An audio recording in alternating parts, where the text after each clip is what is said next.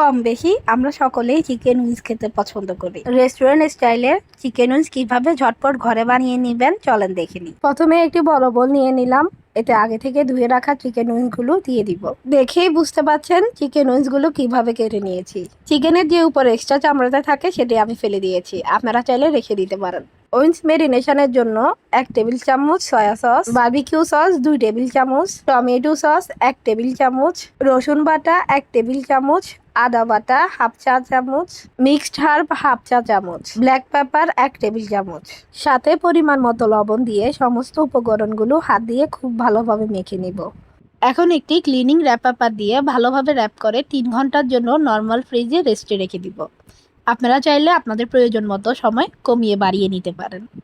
অবশ্যই 3 ঘন্টার মতো রাখার চেষ্টা করবেন, এতে করে ভালোভাবে চিকেন উইংসের ভিতরে সমস্ত মশলা প্রবেশ করবে।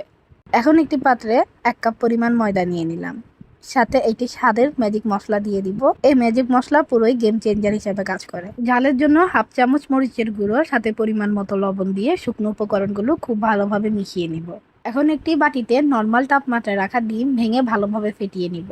মেরিনেট করে রাখা চিকেন উইংসগুলো আমি আবারও একটি চামচের সাহায্যে খুব ভালোভাবে মিশিয়ে নিব। ফেটিয়ে রাখা ডিমের মধ্যে 1 পিস চিকেন উইংস দিয়ে খুব ভালোভাবে কোট করে নিব।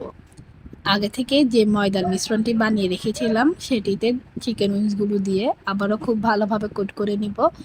একই নিয়ম আমি 2 বার রিপিট করেছি, এতে করে উইংসগুলো বেশ মুচমুচে হয়। এখন উইংসগুলো ধোয়া ওঠা গরম তেলে ছেড়ে দিব। এভাবে আমি প্রতিটি উইংস তৈরি করে নিয়েছি এবং একের পর এক ধোয়া ওঠা গরম তেলে ছাড়া শুরু করেছি। এতে করে উইংসের উপরিভাগ কোনোভাবেই খুলে আসবে না। আপনারা যদি ঠান্ডা তেলে ছাড়েন সেক্ষেত্রে কি হবে, উইংসের উপরিভাগ খুলে আসবে, এতে করে উইংস খেতে ভালো লাগবে না। যখন দেখবেন চিকেন উইংসগুলো গোল্ডেন কালার হওয়া শুরু করেছে, ঠিক এই পর্যায়ে আমি চিকেন উইংসগুলো তেল থেকে উঠিয়ে নেব। আশা করি দেখেই বুঝতে পারছেন চিকেন উইংসগুলো কতটা পারফেক্টভাবে ভাজি করা হয়েছে। আজ এখানে বিদায় নিচ্ছি, সকলে ভালো থাকবেন। আল্লাহ হাফেজ, আসসালামু আলাইকুম।